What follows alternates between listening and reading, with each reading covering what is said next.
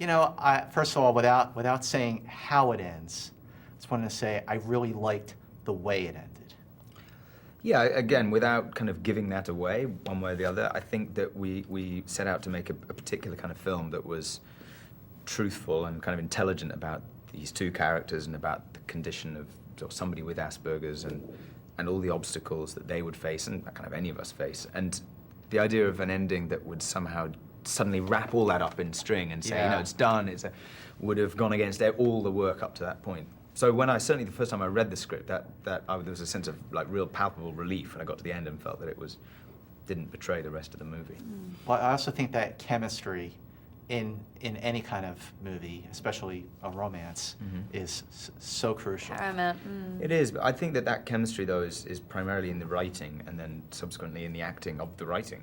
I mean, I'm not a believer in the idea that you can somehow impose chemistry onto on a not very romantic story, let's say, or for that matter, that you even need to like somebody. I mean, we had a good time, but there's many, many examples of great romances born out of meetings on film sets that have produced absolutely terrible movies. Yeah, and vice versa. And vice People versa, who are, notoriously, didn't get along, but yet had this great, kind of Totally, fire on yeah. screen. So Yeah. it's a slightly... So it's chemistry is the word for it, but Yeah. ultimately it's a more complicated thing. Mm. Well, I'm watching your movies and your show for a couple years now. It's 2004 with Troy, and Sunshine, and 28 Weeks Later, and it was just so nice to see you in a sweet movie. Thank you. Yeah, we did a Q&A last night, and this man said to me, "It's just so great to see you smiling. Yeah. So great you're smiling." And I proceeded to burst out I think what he laughing, said was but- that it was nice to see you playing a character that had the possibility of occasionally being happy. Yeah. Like, ooh. That's Yeah, true. it was Yeah. pretty full on, wasn't it? It was quite full on, but yeah.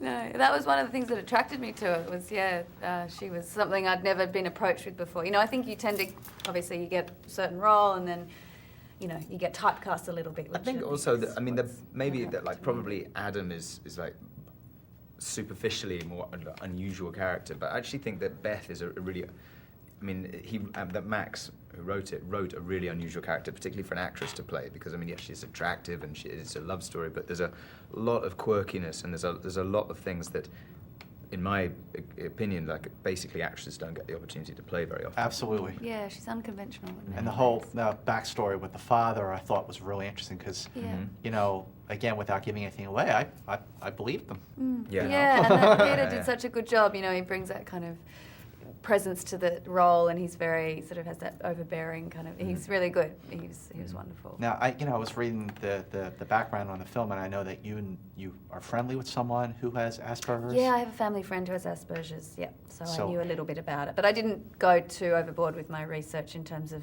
just because Beth didn't know too much. So Max was like, whereas obviously Hugh it was. How'd he do? Different. I've been saying remarkable. Really, truly, and such a huge responsibility, I think, for somebody to have that portray it correctly without doing a caricature and still making it somewhat interesting, compelling, and it's so. But I thought he did an excellent job. Yeah, Did a great job. Well, keep going. That's it. Were you scared? Were you scared at all about taking on a role like this? Yeah, it was not going to be an easy, little hop, skip, and a jump into the character. There was a lot of ground to make up, not least because I knew nothing about the condition. Nothing.